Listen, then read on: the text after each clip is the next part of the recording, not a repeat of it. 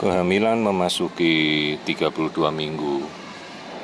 Ini kita memasuki trimester ketiga, di mana untuk melakukan screening trimester seharusnya sudah kita selesaikan ya di trimester 2 dan ketiga. Hanya ya kebetulan ini masih kita bisa melihat dengan sangat jelas profil wajah yang biasanya sudah cukup sulit untuk kita bisa melihatnya ya.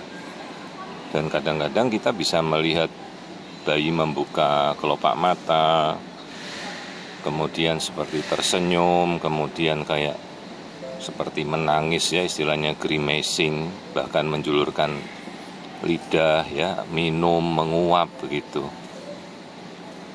Jadi seperti ini kita bisa melihat profil wajah dengan sangat jelasnya. Kadang-kadang lihat itu dedeknya bisa membuka mata. Kalau ibu-ibu bertanya, dok, kalau membuka mata itu kapan? Ya lewat 29 minggu ya. Karena kelopak mata bayi itu sudah bisa terbuka. Ya prinsipnya sama seperti kita, kadang berenang di kolam air mungkin. Nah ini sampai kita bisa melihat ke dalam ini waktu dia membuka mulut. Jadi ini seperti fase real time-nya ya, dia lagi melakukan apa di dalam begitu. Nah ini perhatikan hidungnya. Nah ini membuka mata lagi dia.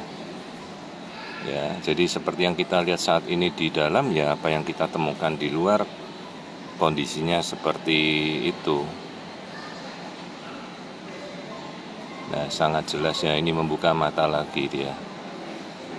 Cuma ya kita tidak tahu situasionalnya, apakah bayi di dalam itu situasionalnya bagaimana ya.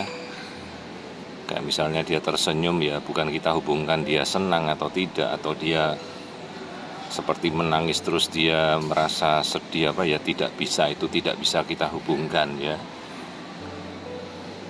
Kalau sampai teorinya ke sana kita belum terhubung seperti itu. Nah kemudian kita ukur ini aliran darah untuk mengukur respon aliran darah makanannya ke bayi ya.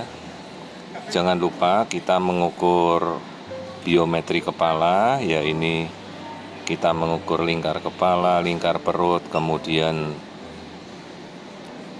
tulang paha ya, baru kita dapat berapa berat pastinya kalau 32 minggu ya. Jadi biasakan ibu-ibu sudah membaca teori mungkin ya. Kalau 32 minggu kan kira-kira sudah hampir 2 kilo ya. Bisa 1,9, bisa 2 kilo, bisa 2100 gram ya. Nah ukurlah dengan teliti diameter kepala, lingkar perut, tulang paha. Nah ini beratnya sekitar 2 kilo 57 gram ya, semuanya cocok. Dan persentil beratnya sekitar 60% itu normal. Nah kembali kita lihat terus, ini kita mengamati. Nah sekarang kita mengamati bagian jantung ya. Perhatikan 4 ruang jantung masih bisa kita lihat dengan jelas ya. Jadi kalau sempat ya kita amati jantung. Kemudian tadi kita sudah mengamati lambung, air ketuban, semuanya normal. Ini saya mengamati juga bagian ginjal tadi ya. Nah sekarang kembali ke fokus wajah, karena memang seharusnya sudah selesai pemeriksaan yang kita lakukan dengan screening itu. Ini hanya karena dia masih bisa memperlihatkan profil wajah, jadi saya lebih banyak mengulas tampilan wajahnya karena sedemikian jelasnya dia bisa memperlihatkan. Nah ini dia seperti memandang ya, dedek lagi membuka mata. Perhatikan itu sampai bagian pupil hitamnya di mata kan kelihatan itu ya. Dan kadang-kadang bisa kita lihat juga ya tampilan wajah yang normal. Maka fungsikanlah pemeriksaan USG, apalagi kita melihat wajah ya. Dari pemeriksaan wajah itu mencerminkan segala sesuatu kelainan ya. Jadi istilahnya itu kita bisa melihat kelainan-kelainan itu dari melihat wajah ya. Perhatikan, ini wajah yang normal ya, seperti ini. Bahkan seperti tampilan wajah Down syndrome atau wajah janin dengan kelainan itu bisa kita proyeksikan dari tampilan wajah. Jadi ibu-ibu saat melihat tampilan wajah mungkin dari tampilan USG seperti ini ya, pemeriksa harus mengetahui ya, jangan bukan sekedar kita membuat pas fotonya bayi saja ya, karena itu ada pemeriksaan yang kita namakan pemeriksaan oleh seorang konsultan fetomaternal ya. Dia memiliki kemampuan untuk melihat kondisi-kondisi kelainan ya, tapi menjadi seorang konsultan fetomaternal itu yang bersangkutan harus sekolah pendidikan tambahnya hampir sekitar 5 tahun ya. Jangan disamakan dengan pemeriksaan USG 3 dimensi atau 4 dimensi, karena itu hanya suatu pemeriksaan dengan alat USG saja. Kita harus melakukan pemeriksaan itu sesuai dengan kemampuan dan kompetensi.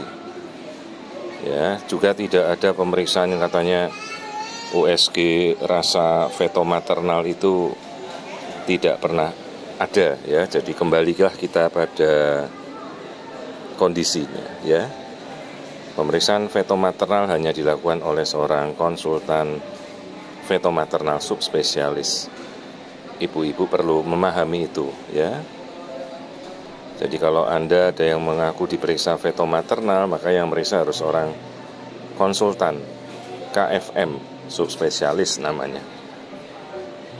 Ini saya sedang mengukur aliran darah dari tali pusat.